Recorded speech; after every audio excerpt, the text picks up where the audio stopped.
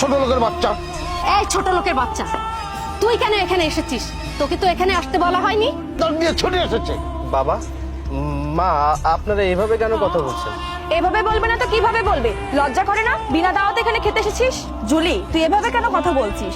সে আমার হাজবেন্ড, মানে তোর দুলাভাই, আর সে বিনা দাওয়াতে কেন আসতে যাবে?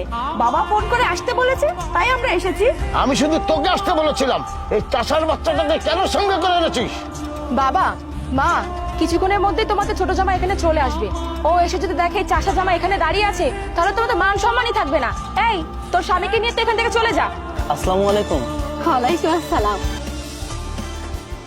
কেমন আছো বাবা? জি মা, আলহামদুলিল্লাহ ভালো আছি। আপনারা ভালো আছেন?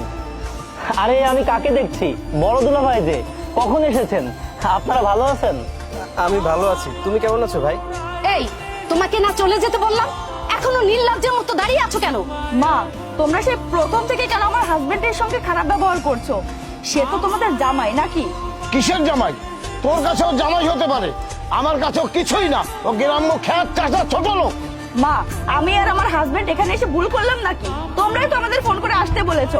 আসার পর থেকে জানা তাই বলে আমাদের অপমান করছো। হোক সে গরিব গ্রামের মানুষ, তাই বলে কি জানা তাই বলে তাকে অপমান করতে হবে? সে তো মানুষ নাকি? না, মানুষ না। মানুষ হলে শ্বশুর বাড়িতে গিয়ে ওইসব নিয়ে আসে? দেখেছিস আমার ছোট জামাইকে? এই দেখ, মিষ্টি ফলমূল নিয়ে এসেছে।